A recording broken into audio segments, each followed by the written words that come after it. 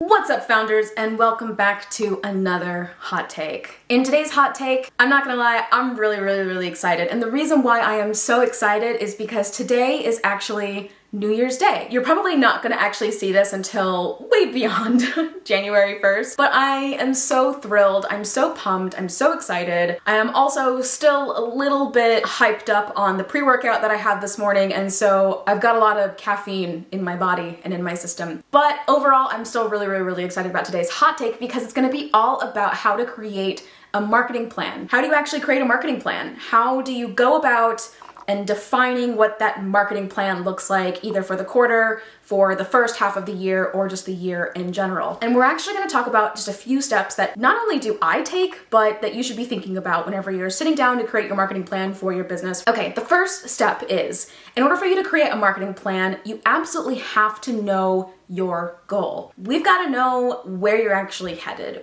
What are you trying to accomplish? Growth is one answer, but what kind of growth? Is it reducing churn? Is that focusing on just pure MRR? What is the ultimate goal? Where are you trying to go? By the end of the year, whether that's December 31st, 2020, or whether that's 2-3 years from now, where do you ultimately want to be? This is going to help you set the stage for what your marketing plan is going to look like. And pro tip, depending on what kind of goal you set, that's ultimately going to determine what kind of marketing you do. This is a connection point that a lot of people kind of forget about. If we're looking at short-term gains, then we're looking at short-term tactics. But if we're looking at long-term gains, we're typically looking at longer-term tactics. So just keep that in mind. All right, the second thing, we need to very clearly define our target market. Now, as a business owner and just as a business in general, there's likely a target market that you have in mind. But anytime you're sitting down and creating a marketing plan, usually that marketing plan touches either a few specific segments within that overall market. It also could just actually look at the entire market as a whole.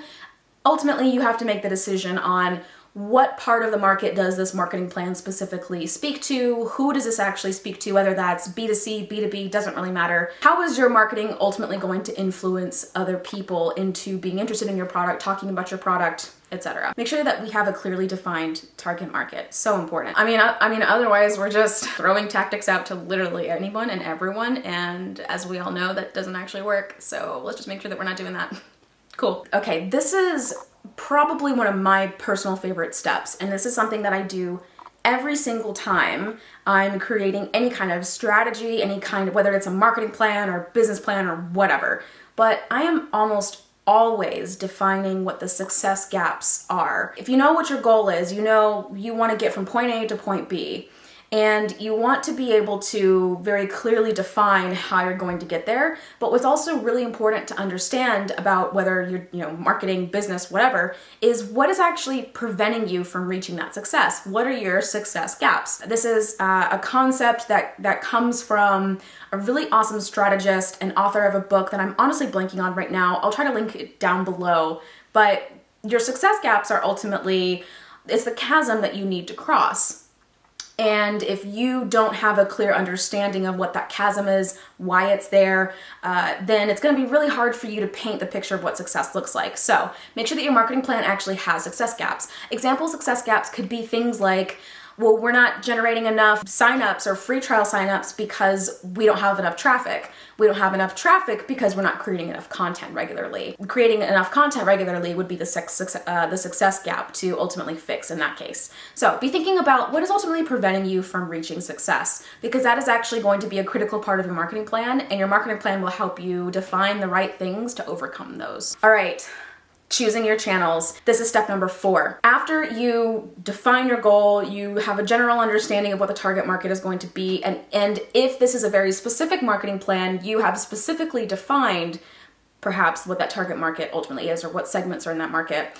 You're also going to define your success gaps. The next thing you're going to do is choosing the channels that you're going to leverage to reach these people. We cannot do marketing without some kind of channel, whether it is online or offline, whether we're looking at conferences. Think about if it's not online, although I would argue that at some point it ends up online. But if we're looking at offline channels, we're also looking at online channels, just depending on who it is that you're ultimately targeting. who ultimately in your segment are you trying to get in front of and educate about what your product and about their pain, etc. We have to choose channels. We have to we have to figure out what are those watering holes that we're ultimately going to put our message through and ultimately put our product through. And also, how are we going to build relationships with those people? What are the channels that we're going to build relationships with our ultimate prospects, the people who could become customers?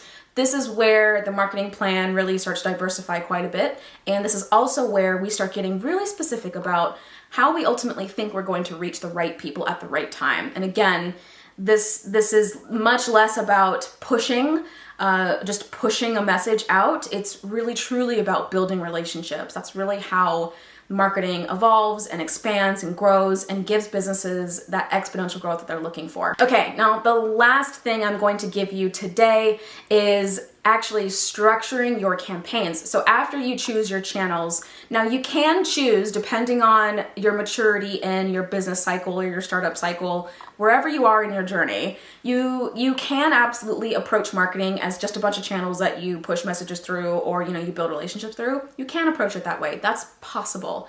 I don't necessarily recommend that.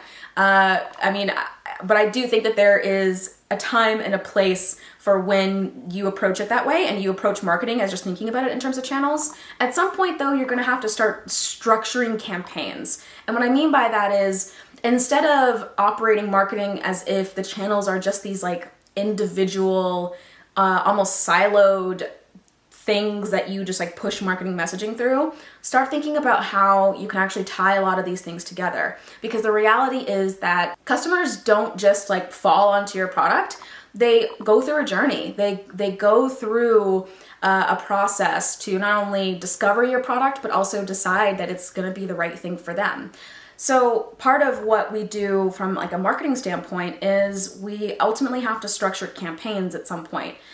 This is tying different channels together. Another way to explain this would be thinking about campaigns as if they were funnels that you're designing and having people flow in and out of or flow through and ultimately take the next action that you want them to take.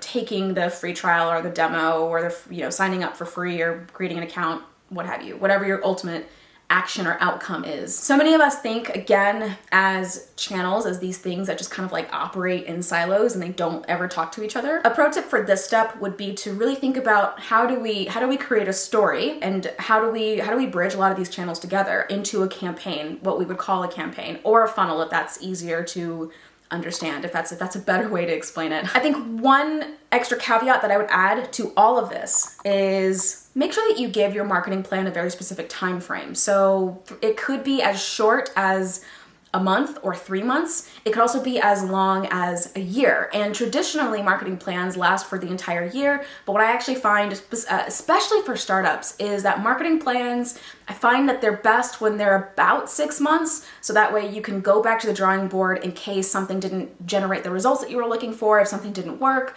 or if you just ended up learning so much in that 6 months that you have to update your marketing plan because you learned so much about your prospect, about your target market, and maybe also you've kind of figured out from a product perspective what to build. I mean, it really runs the gamut. I actually find 6 months is my personal favorite time frame, but it could be as long as a year, and that would be legit. There would be nothing wrong with that. So it could also be incredibly short. It could be 1 month, 3 months, but I find if you give it about 3 to 6 months to breathe and to live and to actually execute against, that's when you start either seeing results or not, and having to maybe make some changes so that way the rest of the year is strong. I really hope that was helpful. I hope that you learned something. Let me know in the comments down below if you have any questions, ideas, personal experiences. Like, that absolutely works too. Also, if you want to make sure that you don't miss a single hot take, don't forget to subscribe, whether you are on DemandMaven.io blog or you're on YouTube. Either one will get you more hot takes. So if you want to make sure you don't miss a single other hot take,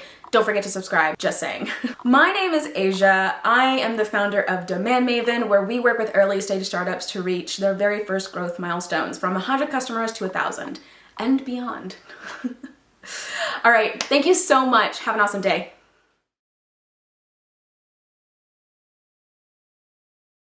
Do you see this smudge right here? Like, I don't know what it is. I guess like it's an oil stain. I don't know, but I'm pretty sure you can see it on camera and I'm just gonna have to get over it.